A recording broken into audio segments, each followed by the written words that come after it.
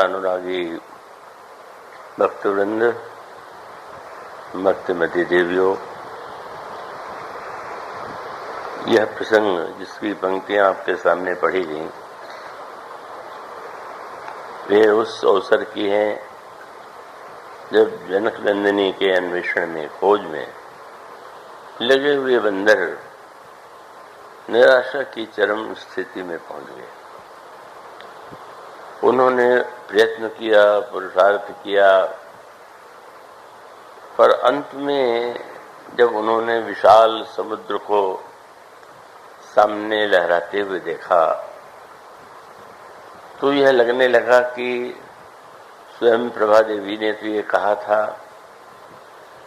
कि नेत्र मूजिए, आपका जनक नंदिनी का दर्शन होगा, पर यहाँ तो ये विशाल समुद्र की जलराशि लहरा रही है और समय व्यतीत हो चुका है। सुग्रीव ने समय की सीमा बताई थी कि 1 मास में ही कार्य पूरा करना है और उससे भी अधिक समय लगाने में कोई आपत्ति नहीं है, पर लक्ष्य प्राप्त करके उद्देश्य की प्राप्ति के बाद वह विलंब से भी लौटेंगे तो मैं उनका स्वागत करूंगा। पर समय को व्यतीत करके भी व्यक्ति यदि उद्देश्य की पूर्ति के बिना ही लौट आया तो उसे मृत्युदंड प्राप्त होगा। अब इस परिस्थिति में जब बंदरों ने अनुभव किया कि 1 मास तो व्यतीत हो गया, जनक नंदिनी सीता का कोई पता हमें नहीं मिला, और तब ऐसे लगने लगा कि इस स्थिति में हम सुग्रीव के द्वारा दंडित किए जाएं, इसके स्थान पर यही अच्छा होगा कि हम अपने शरीर का स्वयं त्याग कर दें। उन्होंने समुद्र के किनारे कुछ बिछा दिया और वहां पर बैठ करके अनशन की मुद्रा में शरीर के त्याग का संकल्प लेकर बैठ गए। और अचानक उन्हें एक स्वर सुनाई पड़ा। वो स्वर एक पास में एक गुफा से आ रहा था और उस गुफा का स्वर तो बड़ा भयावना था, क्योंकि उसमें स्वर सुनाई पड़ा कि मुझे बहुत दिनों से भोजन नहीं मिला था। जब इतने बंदर शरीर के त्याग का संकल्प कर रहे हैं तो कई दिनों के लिए भोजन की व्यवस्था हो गई। कबहू न मिली भरी उदर आहारा, आज दीन विधि एक ही बारा। उसका वाक्य सुन के बंदर और आतंकित हो गए। यह और उसके पश्चात अंगद ने विचार का प्रयोग करते हुए जटायु जी का अनुस्मरण किया। उन्होंने कहा शरीर का परित्याग तो असंभव ही है। फिर जब गीध ने जनक नंदिनी की रक्षा में अपने प्राण अर्पित कर दिए तो उन्हें पाने के प्रयत्न में यदि हम शरीर छोड़ देते हैं तो ये तो एक अच्छे लक्ष्य की प्राप्ति के लिए हम बढ़ रहे थे और उसके असफलता का एक परिणाम था। संपाति का, जटायु का नाम सुनते ही गुफा से निकलकर एक गीध वहां आ जाता है। निकट आते देख करके और भी बंदर डरे, पर उसने कहा कि नहीं, आप लोग डरिए मत। और उसके पश्चात उस संपाति ने अपनी आत्मकथा सुनाई और फिर स्पष्ट बता दिया कि इस विशाल समुद्र को लांघने में जो समर्थ होगा वही इस लक्ष्य को प्राप्त कर सकेगा। और आप लोगों को निराश नहीं होना चाहिए। आप स्मरण कीजिए आप कौन हैं?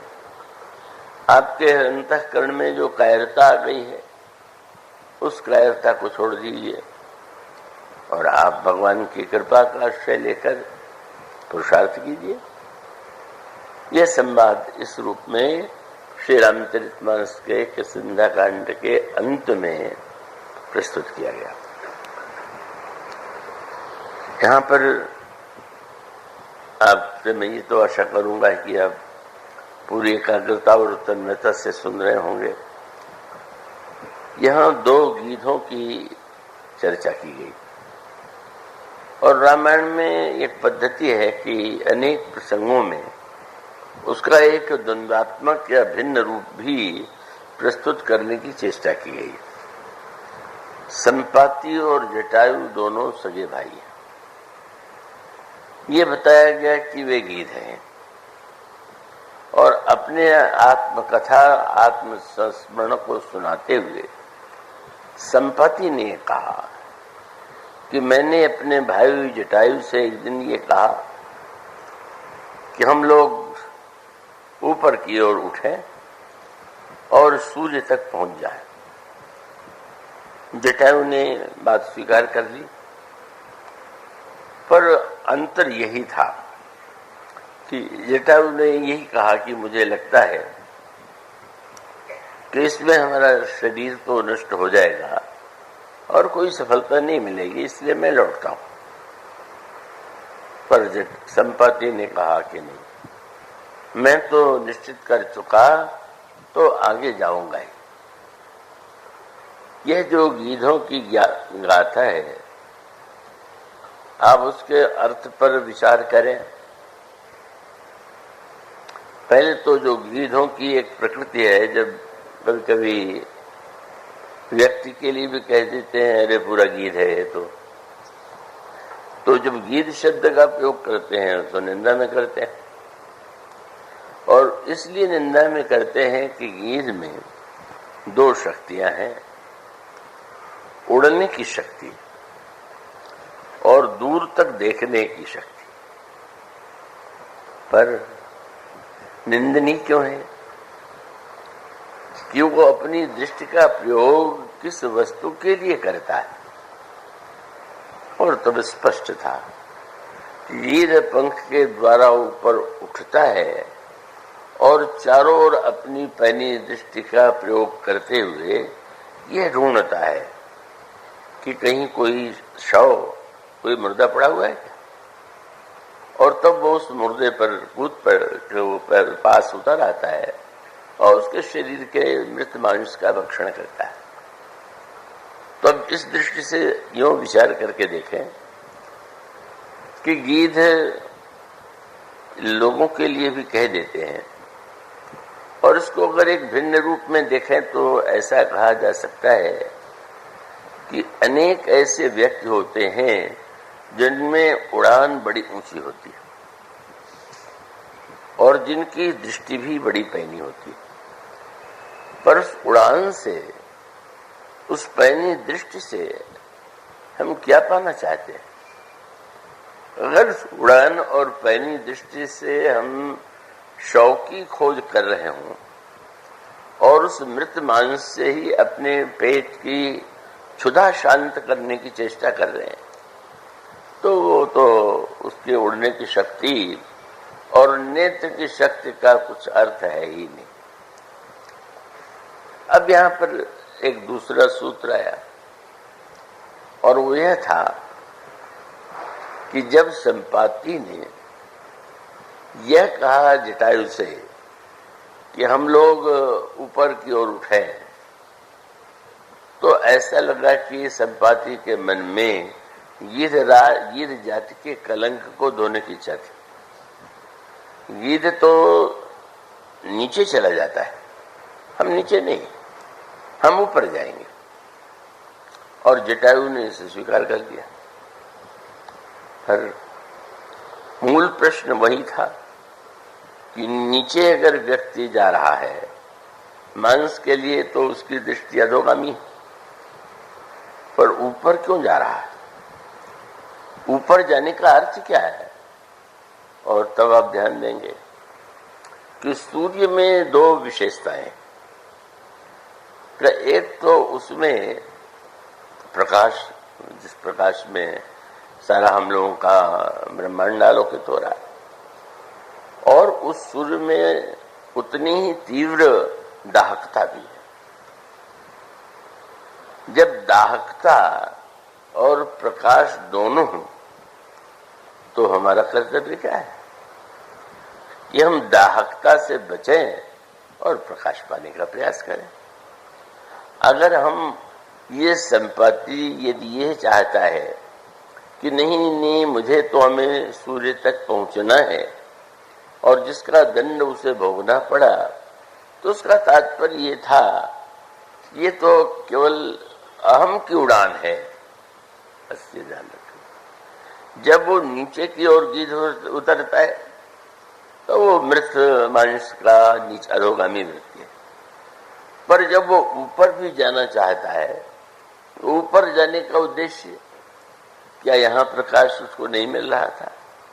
क्या उसको और प्रकाश चाहिए था? पर उसको ये लगा कि नहीं, अन्य लोगों के समान हम लोग ऐसा क्यों? और इसका अभिप्राय ये होता है कि कभी कभी दो वृत्तियां मिल जाती हैं और उस वृत्ति में कार्य तो दिखाई देता है कि अच्छा है, लेकिन उसके पीछे अहंकार की भावना होती है। अब यही संकेत स्वयं संपाति की विशेषता ये है कि जब उसने आत्मकथा सुनाई तो वो कह सकता था कि जटायु कायर था और वो डर के मारे लौट आया, और मैं चूंकि एक दृढ़ निश्चयी था मैं नहीं लौटा। पर ये बात तो अधिकांश लोगों की प्रकृति में होती है। किंतु बहुत श्रेष्ठतम विश्लेषण जो बदल चुका है संपाति, उसने कहा तेजन सही सक सो फिरी आवा, लेकिन मैं क्यों नहीं लौटा? पर मैं अभिमानी होने के कारण मैं नहीं लौटा, क्योंकि मुझे लगा कि लौट जाऊंगा तो लोग क्या कहेंगे। एक बड़ी आशंका अभिमानी व्यक्ति को होती। अब इसका अर्थ ये हुआ कि लोग क्या कहेंगे, आप अपने विवेक ने क्या कहा उसे नहीं सुना, आपने लोगों के लिए। तो ये जो अभिमान है ये संपाति के जीवन का उसकी सबसे बड़ी कमी, और ये कमी अनेक व्यक्तियों में होती है। अनेक व्यक्ति बड़ी प्रखर बुद्धि वाले होते हुए भी, पुरुषार्थी होते हुए भी अभिमान से मुक्त नहीं हो पाते। और इसलिए संपाति में यदि पुरुषार्थ है और ऊपर उठने के प्रयत्न में वो समझने के बाद भी उसने स्पष्ट कर दिया है कि मैं कोई इसलिए नहीं लौट आया कि मैं बड़ा भारी महान व्यक्ति था, मैं अभिमानी, अभिमान के कारण मैं नहीं लौटा। तो यह जो एक संपाति है ये अहम प्रधान और सक्षम है। जटायु जी और संपाति में क्या अंतर है? जटायु की वृत्ति में भक्ति की प्रधानता है और संपाति के चरित्र में ज्ञान की। ज्ञान और भक्ति दोनों ही परम कल्याणकारी, लेकिन ज्ञान के साथ का जो एक बहुत बड़ा संकट है, तो भक्ति में दूसरे प्रकार के संकट हैं, पर ज्ञान में सबसे बड़ा संकट है अभिमान का। मुझे विश्वास है कि आप पूरे एकाग्र हैं और प्रबुद्ध हैं, उसे समझ सकते हैं। ज्ञान में अभिमान का से कारण क्या है कि ज्ञान साधना का केंद्र जो है वो अहम है।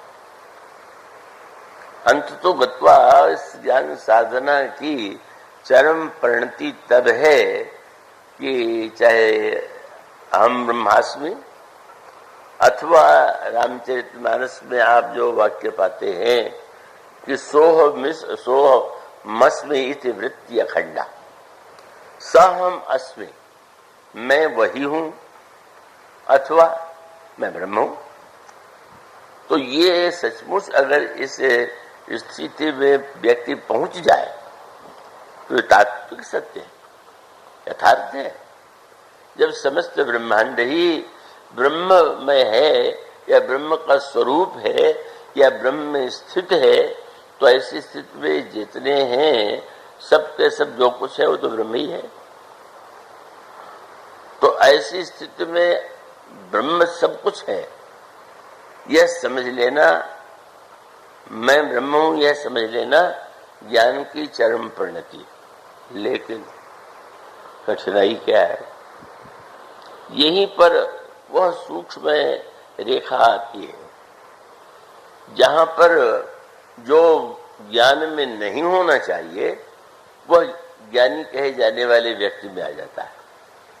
और वो क्या रेखा है, इसका वर्णन श्रीमद् भागवत में भी और रामचरितमानस में भी वेद जब भगवान की स्तुति करते हैं राज्याभिषेक की, तब उन्होंने ये कहा कि प्रभु जे ज्ञान मान विमत, जो व्यक्ति ज्ञान पा करके मान में मतवाला हो गया, तब तुझे ज्ञान मान विमत।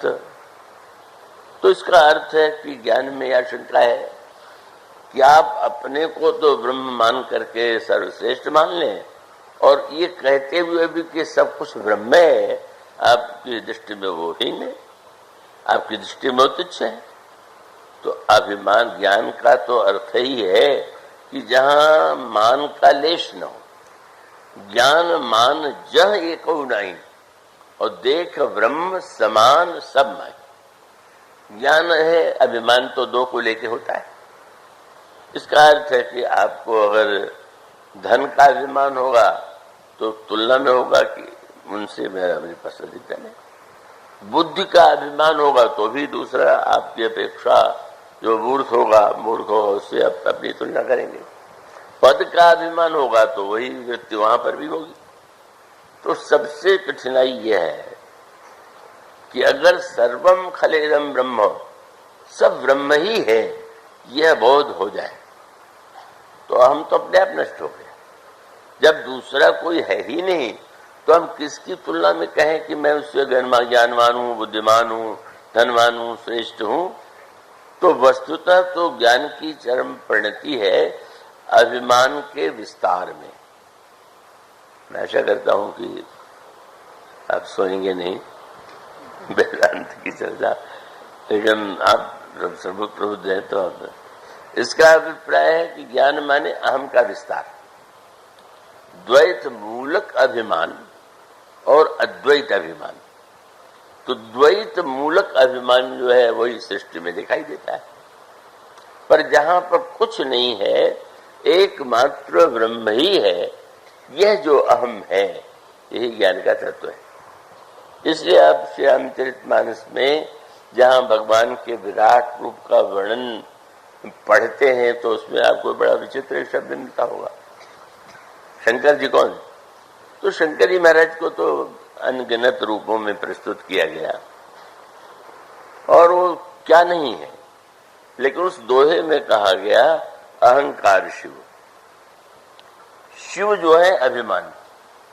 अब कई लोग बड़े बेचैन हो जाते हैं कि शंकर जी अभिमान है, अब उनको एक बार विश्वास कहें और दूसरे अभिमान कहें, एक ऐसी संगत है। तो उसका अर्थ अगर मैं उसको अधिक विस्तार दूं तो शायद उसी दिशा में जाना पड़े। तो इसका अभिप्राय है कि जो व्यष्टि अभिमान है एक, और समष्टि अभिमान ही शिव अभिमान है। शिवत्व जिसमें है, जिसमें द्वैत नहीं है, केवल स्वयं में ही स्थित होने की, और जहां कुछ है ही नहीं कि यह वृत्ति ही सर्वश्रेष्ठ ज्ञान की स्थिति।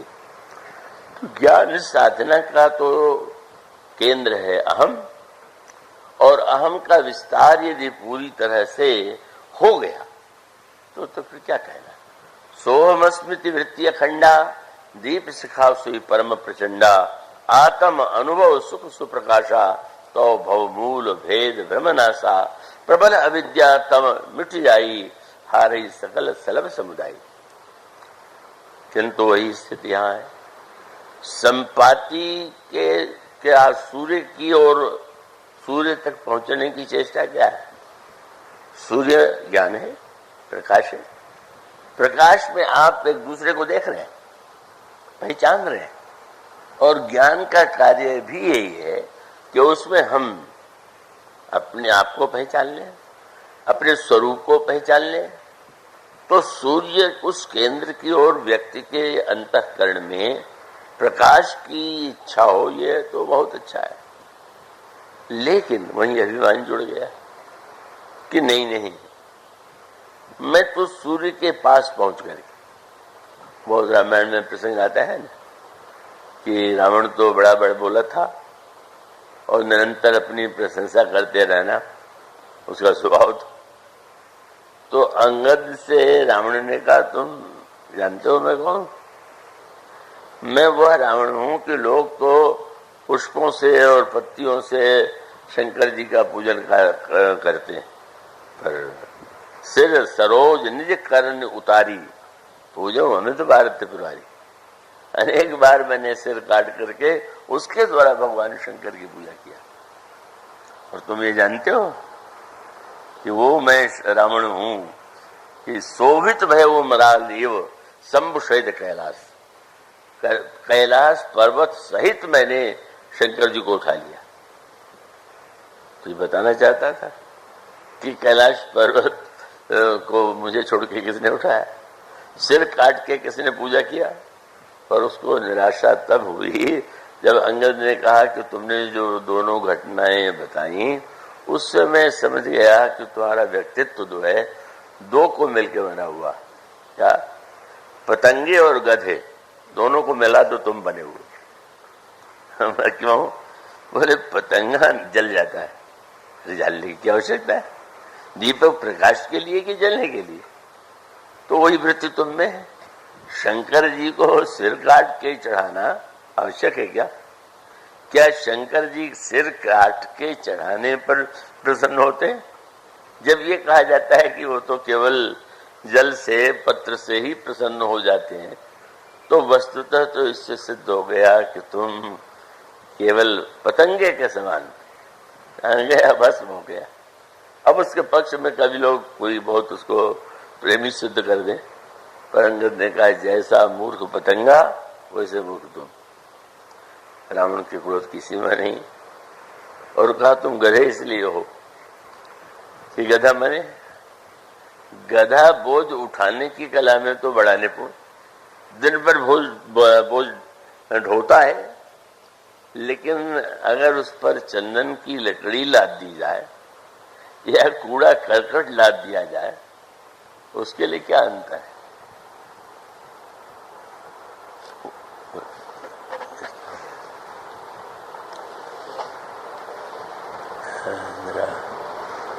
भाई जी संकीर्तन रिटायरमेंट करा लें।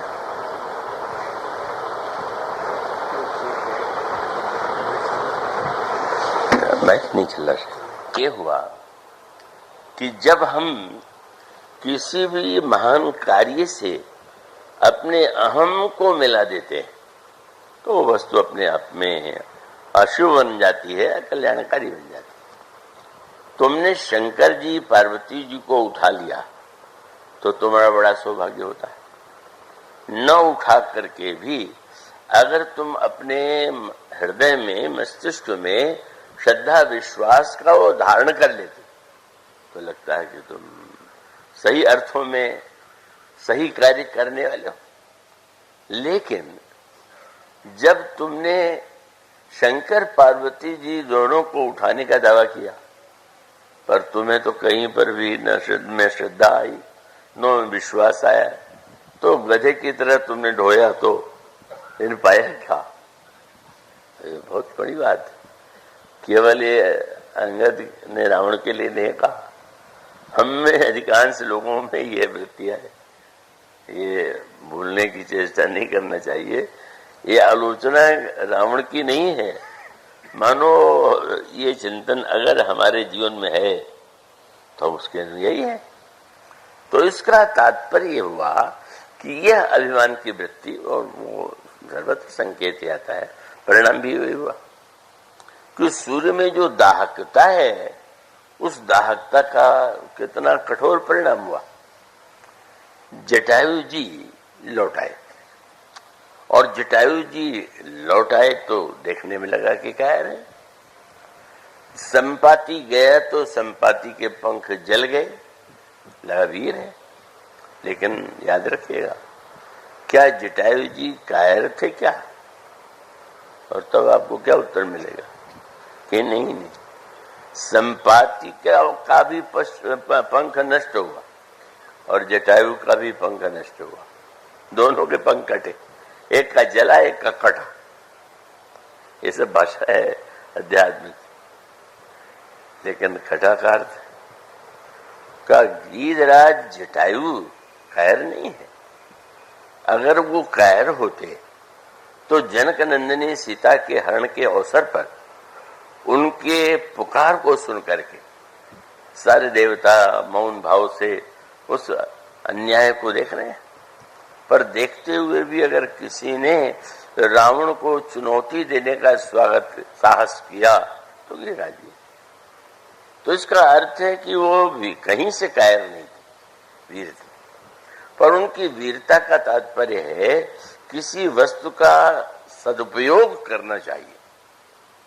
पंख है तो आज अगर उसके द्वारा कोई उपयोग हो सकता है तो उन्होंने कितना बड़ा साहस किया, कितने बड़े वीर हैं।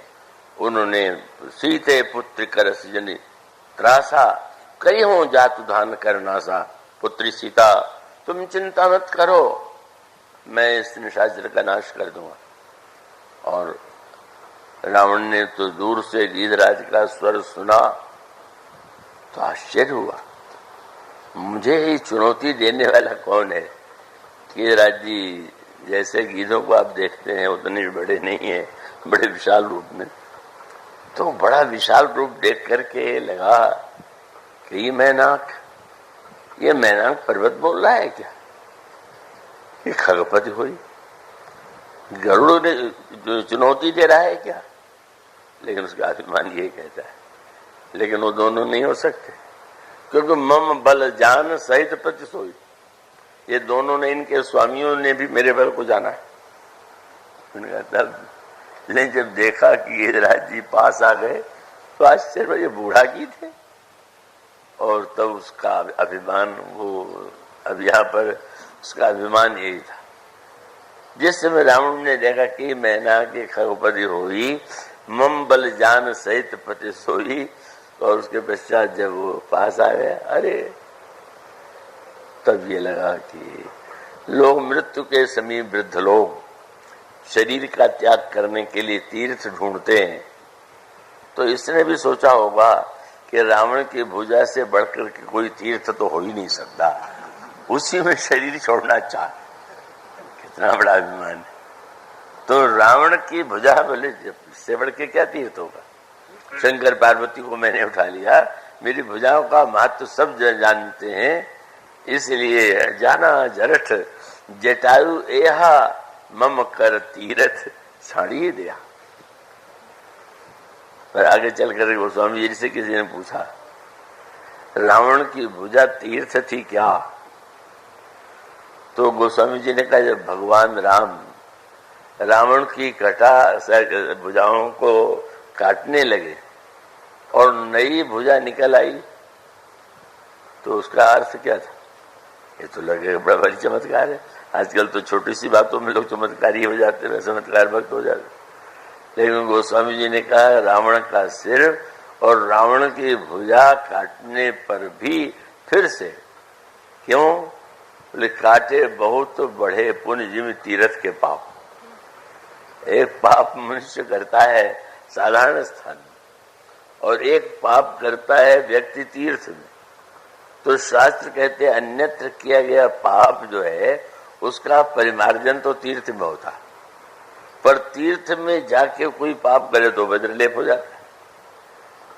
व्यंग ये था कि रावण ने भुजा के द्वारा शंकर जी की पूजा किया, आराधना का स्वांग किया, और वहां पर भी हर क्षण उसके कार्य में अभिमान की प्राप्ति। गोस्वामी जी ने व्यंग करते हुए कहा कि रावण ने तो शंकर जी से कहा कि महाराज मैं आपकी पूजा तो करना चाहता हूं, पर मैं कितना व्यस्त हूं आप तो जानते हैं, मैं तो सारे ब्रह्मांड का शासन चलाना है, और ये भी आपको पता है कि आपके पास कोई काम काज नहीं। शंकर जी तो कुछ काम काज करते नहीं, तो ऐसा कीजिए ना कि मैं अगर आपकी पूजा करने के लिए कैलाश में आऊं तो समय की बर्बादी, तो आप आ जाया करिए, पूजा में कर दिया करूंगा।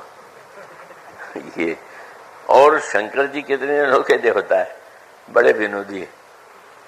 जब उसने कहा कि मेरे घर आके पूजा करना चाहे और किसी अभिमानी से कहा जाए तो बिगड़ खड़ा होगा, लेकिन हंसते हुए कहा नहीं नहीं मैं आऊंगा। और नित्य शंकर जी पूजा लेने आते भी थे। इसके पीछे तात्पर्य क्या है? गोस्वामी जी ने कहा कि अगर कोई व्यक्ति, बहुत समझने योग्य बात है, तो रावण को ऐसा लगा कि शंकर जी इसलिए आते हैं कि वो भी मुझसे भीतर भीतर डरते हैं कि नहीं जाऊंगा तो अब जब कोई व्यक्ति गुरु को डरा के प्रसन्न हो तो इससे बढ़कर गुरु से डरने में सौभाग्य है, गुरु को डराने में तो है नहीं। और शंकर जी तो डरने का नाटक ही कर सकते हैं, वहां कहां पर भय है। तो रावण के जीवन की विडंबना यही है कि वो सर्वत्र अपने हर वस्तु में श्रेष्ठता और उसकी विशेषता, वेद पढ़े विधि शंभु सभीत पूजावन रावण सो घर आवे। ब्रह्मा से कह दिया आप वेद पाठ करते हैं, पर शुद्ध करते हैं कि अशुद्ध करते हैं इसे कौन जान सकता है? वो तो मुझ वेद जैसे विद्वान के आइए मेरी सभा में पाठ कीजिए तो मैं प्रमाण पत्र दूं कि आपका शुद्ध पाठ होता है कि अशुद्ध। फिर मैंने कहा मैं आया करूंगा। पर उसका अर्थ ये था कि रावण का जो अभिमान था, उस अभिमान का परिणाम बहुत सुंदर आया। लंकनी ने जब सुना कि रावण मेरे ऊपर राज्य करेगा, लंका नगरी की उसने निराश हो गई। तो महाराज रावण का विनाश होगा कि नहीं होगा? बोले होगा। कैसे होगा? बोले विकल हो सित कपि के मारे तब जाने से निश्चर संहारे। जब बंदर के मुक्के से तुम व्याकुल हो जाओ, समझ लो रावण के विनाश का काल आ गया। मतलब इतने आपको प्रतापी मानने वाला भी, और ये कहा कि तुम, लंकनी ने कहा मैं समझ गई कि रावण के ये भविष्य का परिचय है। तो अब ये गिरिराज ने जिस तरह से रावण को चुनौती दिया और ऐसा युद्ध किया कि दंड एक भाई मूर्छाते ही एक दंड के लिए रावण मूर्छित हो गया। और उसके बाद गिरिराज जी ने मूर्छित रावण को किया, पर मार नहीं सके। मान न सकना उनकी अपनी सीमाएं हैं। और इसका अर्थ है कि कभी व्यक्ति अच्छे कार्य में सफल भी होता है और कभी बलिदान भी होना पड़ता है। तो उस समय गिरिराज बस जब सामने दिखाई पड़े तो उसने कृपाण लेकर के उनका पंख काट दिया। और परिणाम बोले काटे से पंख परा खग धरणी सुमिरि राम की अद्भुत करनी। पंख कट गया, गिर पड़े। रावण सीता जी का हरण करने में सक्षम हो गया, सफल हो गया। पर उनको शब्द को सब ये नहीं कह रहा, उनको ये नहीं लगा कि अरे रावण कितना शक्तिशाली। बोले सुमिरि राम के अद्भुत करनी। प्रभु पता नहीं आपकी क्या लीला, आपने मेरे पंख कट जाने दिए और सीता जी को बचाने के लिए भी, तो ये रावण की करनी नहीं है तो आपकी कोई करनी होगी, आपकी कोई लीला होगी, आप कोई और उद्देश्य आपका होगा। और बाद में तो गिद्ध ने से किसी ने जब पूछा कि आपको पंख कटने में कष्ट हुआ कि नहीं, तो बोले बहुत कष्ट हुआ। क्या पीड़ा की पराकाष्ठा थी। लेकिन जब प्रभु श्री रामभद्र आए और गोद में उन्होंने उठा लिया तो मैंने सोच लिया कि पंख न कटते तो प्रभु गोद में कैसे उठाते। मुझे जाने की आवश्यकता नहीं रह गई, प्रभु ही चल करके आए। पुरुषार्थ के पंख कट गए तो कृपा की गोदी मिल गई। और यदि यह प्राप्ति हो गई तो अंततो गत्वा तत्तेनुकंपाम सुसमीक्षमाणो भुंजानैवात्मकृतम विभागम लगा के गिरिराज धन्य हो गए। तो जटायु के हृदय में जो भक्ति भावना थी, जनक नंदिनी सीता मूर्तिमती भक्ति, भक्ति के संदर्भ में उन्होंने अपने शरीर का बलिदान कर दिया और बलिदान करके इतिहास में धन्य हो गए। दोहली रमण में गोस्वामी जी ने कहा, मुए मरी है सकल आज काल के बीच, कौन नहीं मरेगा। मुए मरी है सकल आज काल के बीच, तुलसी काहू नहीं लही गिरिराज के मीच। ऐसे मृत्यु किसने पाई होगी। तो इसका अभिप्राय हुआ कि अगर कभी श्रेष्ठ कार्य के लिए व्यक्ति को देख करके लगे कि वो पराजित हो गया, या ये लगे कि वो उसको उसके जीवन का उसकी जो घोषणा थी वो सही नहीं हुआ, तो उसको निराश नहीं होना चाहिए। और यही अंगद ने यहाँ किया।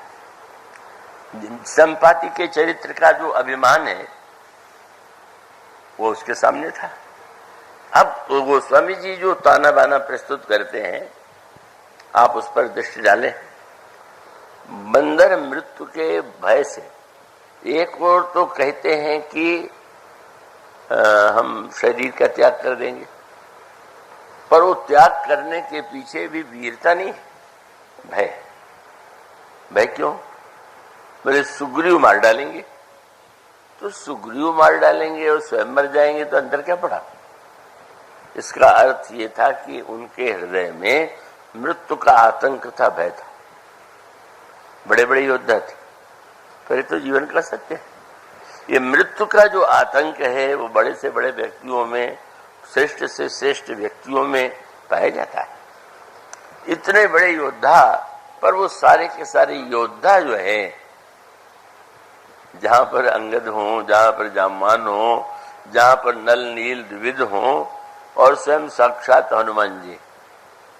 हनुमान जी उन डरने वालों में नहीं थे। हनुमान जी तो उस भाव में डूबे हुए थे जो उन्होंने स्वयं प्रभा से सुना था। स्वयं प्रभा ने ये कहा था, मूढ़ आंख नेत्र मूंद लो। बंदरों ने केवल आंख मूंदने का अर्थ लिया, आंख मूंद लेना, और हनुमान जी ने उसका सही अर्थ लिया। हनुमान जी तो वस्तुतः आंख मूंदना और नेत्र खोलना जीवन में दोनों का बड़ा महत्व है। आंख खोलना माने विवेक। आप देखते हैं तो अपने विवेक का प्रयोग करते हैं, पर आंख मूंदना माने आपको रात्रि में शयन के समय, विश्राम के समय आंख मूंदना पड़ता है कि नहीं पड़ता है। अगर आप निर्णय कर लें कि नहीं, तो विवेक और विश्वास नित्य के जीवन में भी वही सत्य है। रात्रि को सोइए और दिन को जागिए और ठीक शक्ति पाइए, विश्राम की शक्ति आपको मिले और दिन में कर्म करने की स्फूर्ति उसके द्वारा प्राप्त हो। अब ये जो सूत्र है बड़े महत्व का है। तो पहले ये संदेश मिला था कि मुदो नैन विवर्ते जाओ, थक गए हो प्रयास करते करते, सीता जी नहीं मिली तो नेत्र मूंद लो। ये मान लो कि हमारे पुरुषार्थ से जो संभव था वो किया गया, लेकिन आगे हम कुछ नहीं कर पा रहे। यह बंदरों ने उसका मोटा अर्थ ले लिया कि हम आंख जहां मूंदेंगे कोई न कोई चमत्कार हो जाएगा।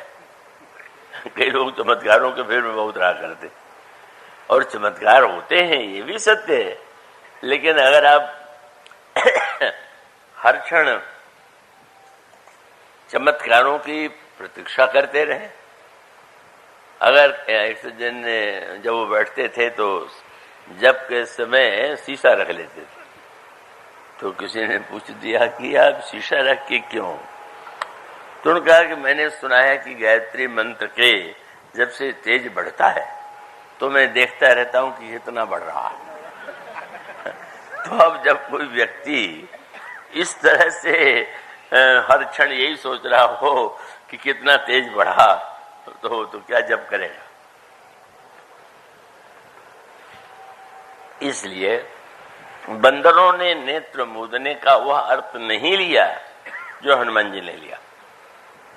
हनुमान जी महाराज तो फिर उसके बाद आप देखेंगे जितना संवाद है उसमें हनुमान जी बोलते नहीं दिखाई देते। पर आपने अगर विनय पत्रिका को पढ़ा हो तो गोस्वामी जी हनुमान जी की वंदना करते हैं। आप जो है संपाद दिव्य दृष्टि दाता, संपाद को दिव्य दृष्टि दिलाने वाले आप। उसका अर्थ क्या हुआ कि हनुमान जी ने कहा कि ना, अगर विश्वास की स्थिति है तो विश्वास में तो प्रतीक्षा करना चाहिए। ये साधना में प्रयत्न चाहिए और विश्वास में प्रतीक्षा चाहिए। आप चल सकते हैं तो चलिए और नहीं चल सकते हैं तो प्रतीक्षा कीजिए। भगवान की कृपा माने साधना माने चलना और बैठ जाना, ये मानो कृपा की प्रतीक्षा है। तो ये जो कृपा और पुरुषार्थ है, इन दोनों का सामंजस्य होना चाहिए। जब यह वृत्ति जो हनुमान जी में है और पूरे चरित्र में हनुमान जी की वही है। हनुमान जी वैसे नेत्र खोल करके जाते हुए दिखाई दे रहे हैं, तो विवेक की ही उनके जीवन में सर्वत्र आपको विशेषता परिलक्षित होगी। एक भी कार्य ऐसा श्री हनुमान जी नहीं करते जिसमें विचार न कर रहे हो। इतने चौक का बस जहां देखेंगे हनुमान जी कितने विचार में प्रवृत्त हैं। यहाँ पवन सुत हृदय विचारा, राम का सुग्रीव विचार, वहां पर विचार। और हनुमान जी फिर उसी क्रम से का जिस समय यात्रा करते हैं, मन हनुमान कीन हनुमाना, मरे चाहत सब बिनु जल पाना। हनुमान जी सर्वत्र जो है विचार से युक्त है। हनुमान जी जिस समय प्रवेश करने जाते हैं नगर में, तो पुर रखवारे देखी बहु कपि मन कीन विचार। अंतर हनुमान जी अति लघु रूप धरो निशि नगर करो पैसार, विचार विचार। और यहाँ तक कि अशोक वाटिका में पहुंच गए तो तरु पल्लो में रहा लुकाई, करे विचार करम का भाई। और उसके पश्चात जब सीता जी व्याकुलता की सीमा में है और हनुमान जी ऊपर से मुद्री डालते हैं, तो भी गोस्वामी जी ने ये वाक्य लिखा, क्या कपि कर हृदय विचार दीन मुद्रिका डारित, सर्वत्र विचार। पर एक बार प्रभु ने हनुमान जी से पूछा, जब देखो तब विचार, पर नगर जलाते समय तो तुमने विचार बिल्कुल नहीं किया। बड़ी अनोखी बात है, सब कामों में विचार विचार विचार। अब तुम बाग उजाड़ने लगे और लंका जलाने लगे तो तुमने कभी विचार किया? कोई आया नहीं। हनुमान जी ने बहुत बढ़िया बात कही कि महाराज जहां तक विचार की सीमा थी, आपका ही दिया हुआ विवेक है, उसका मैंने प्रयोग किया। लेकिन जब सपना मैंने लंकिनी का सपना सुना, क्या मैं ये मानने की भूल कर बैठा था कि लंका में संत नहीं होते होंगे। लेकिन विभीषण पहले मिल गए, बाद में त्रिजटा। और त्रिजटा जब जनक नंदिनी सीता को अपना स्वप्न सुनाने लगी और उसने ये कहा कि बंदर आया हुआ है लंका में, हनुमान जी चकित हो गए। मैं इतना छिप के आया और यहाँ सपने में भी मुझे देख लिया गया। पर उससे भी बढ़ करके आश्चर्य तब हुआ जब उसने कहा कि वो लंका जलावेगा। ये आज्ञा तो प्रभु ने नहीं दिया, केवल विचार करना इसलिए बंद कर दिया।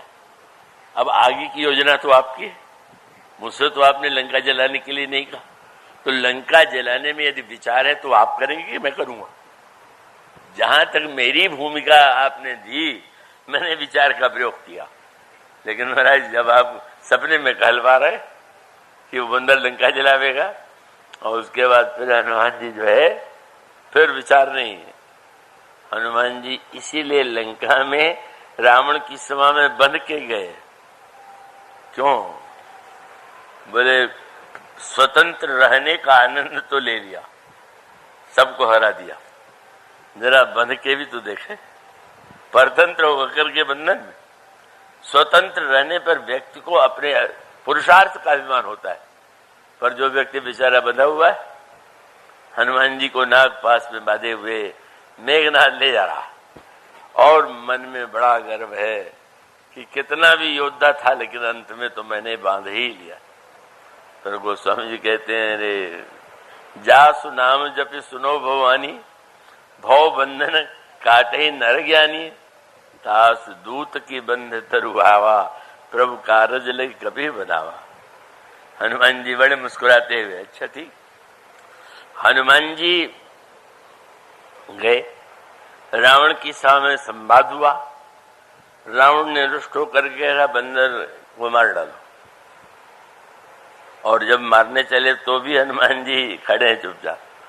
महाराज अब मेरी भूमिका तो बचाने की है नहीं, मैं तो बंधा हुआ हूं, अब आपने बंधवाया तो आप कोई योजना आपकी होगी। और तुरंत दिखाई पड़ा कि विभीषण जी उसी में आ गए, और विभीषण जी ने आके कहा कि नीति विरोध न मारिए दूता, दूत को मारना नीति के विरुद्ध है। रावण ने कहा तुम ठीक कहते हो, तुमने उचित सम्मति दिया है, मारा नहीं जाएगा। हनुमान जी ने सोचा प्रभु ने योजना बना रखी थी कि जब वो मृत्यु दंड देगा तो विभीषण को भेज देंगे। पर उससे बढ़कर के आश्चर्य तब हुआ जब रावण ने कहा मृत्यु दंड तो नहीं पर दंड दिया जाएगा। क्या? बोले इसके पूंछ में कपड़ा और लपेट करके तेल घी डाल करके आग लगा लो। हनुमान जी ने कहा प्रभु पता चल गया कि आपकी योजना क्या थी।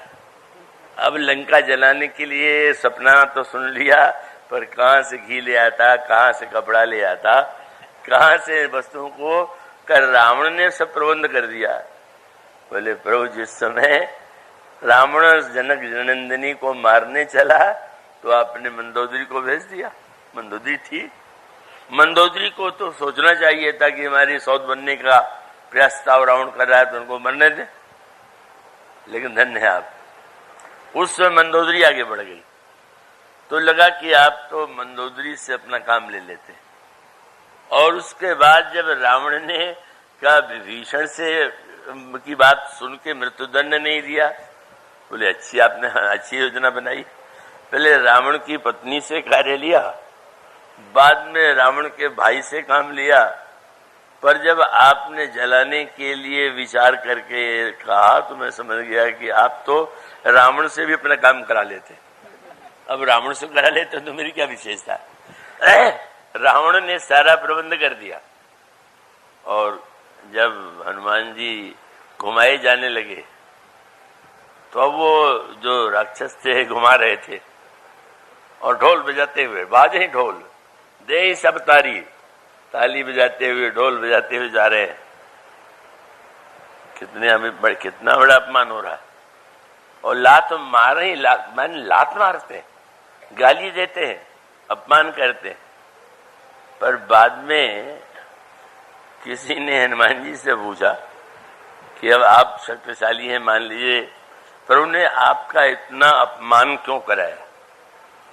ये बंदरों आपके शरीर पर प्रहार हुआ, गाली सुनने को मिली। बोले प्रभु की योजना बहुत सुंदर थी। क्या? बोले नगर जलाने का पाप न लगे इसलिए पहले उन लोगों से दिखा दिया कि वो ऐसा करोगे तभी तो तुम्हें दंड मिलेगा। ये तो प्रभु ने हमसे कार्य लेने के पहले वो योजना बना दिया। क्या पूंछ बढ़ाने? बोले प्रभु ने कहा पूंछ बढ़ाओ। क्यों? बोले जितने घरों से घी तेल कपड़ा आएगा सबको जलाने में कोई पाप नहीं, अगर तुम ऐसे जला दोगे तो वहां पाप माना जाएगा। बोले प्रभु की अपनी योजना होती है और वे चाहे जिससे कार्य लेते हैं, और जब तक वे विवेक के द्वारा कार्य लेना चाहे लेना चाहिए। और जब हमारे जीवन में विवेक की सीमा हो तो विश्वास पर स्थित होकर के कि वस्तुतः प्रभु ही सब कुछ करने कराने वाले हैं। यह वृत्ति हनुमान जी के, इसलिए हनुमान जी की भूमिका बिल्कुल नहीं दिखाई देती। जिस समय डर के मारे बंदर कांप रहे थे उसमें हनुमान जी नहीं है। हनुमान जी तो सुन ही नहीं रहे, वो तो उन्होंने स्वयं प्रभा से जो सुना है और प्रभु ने उन्हें जो संदेश देने के लिए कहा है उसी में डूबे हुए हैं। और जब बंदरों के सामने संपाति का स्वर, कितनी बड़ी बात है, सबसे बड़ा मृत्यु का भय है। लेकिन अगर मृत्यु के स्वर को भी कोई समझ पावे और उसका सही अर्थ ले पावे तो धन्य हो जाएगा।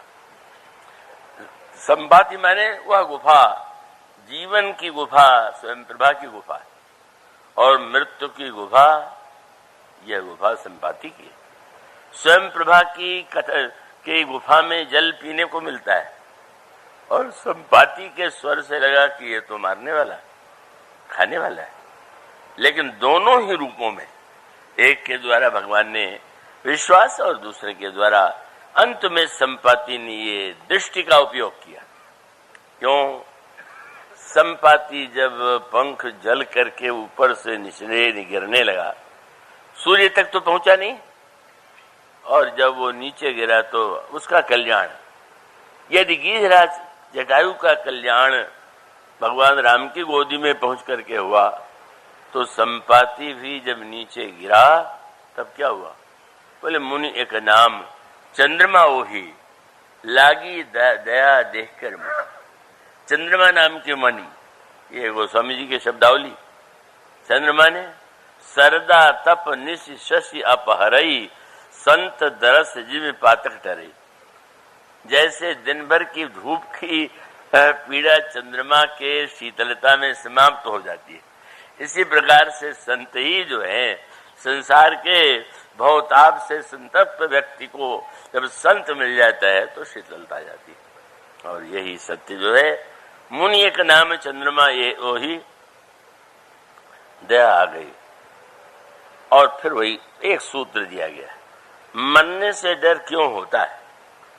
क्योंकि लगता है कि शरीर का मरना हमारा मरना है। हम शरीर है और शरीर है तो चाहता है कि हम न मरे, और शरीर का आवश्यक है। तो मानो जब तक शरीर में आत्मबुद्धि है तब तक मृत्यु का भय बना ही रहेगा। इसलिए सत्संग में क्या दिया संपाति मुनि ने?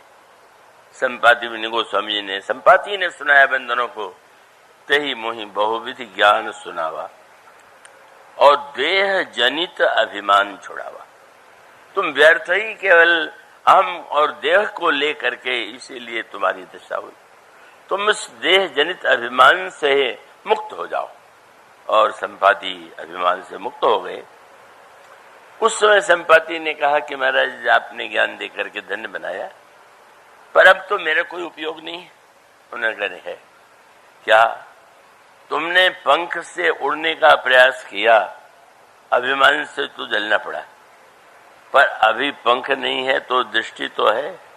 आंखें तो गीत की बड़ी पहली होती। जब बंदर सीता जी की खोज में आवे तब तुम अपने दृष्टि का उपयोग कर देना, और दृष्टि का उपयोग करते तुम्हें नए पंख मिल जाएंगे। मानो कथा यह थी कि जिस सत्संग में चंद्रमा मुनि ने कहा कि भाई देह अभिमान को छोड़ो और ये मत मानो कि हमारे पास कुछ नहीं है, कुछ न कुछ होगा, और जो बचा है उसी का उपयोग अगर तुम भक्ति और भगवान के भक्त और साधकों के लिए करोगे तो धन्य हो जाओगे। इस तरह से यह संपाति नाम का जो बंदर है कौन से संदेश किस रूप में देता है, इसकी चर्चा कल से आज सुनाई। बोलिए सिया श्री राम किंकर प्रभु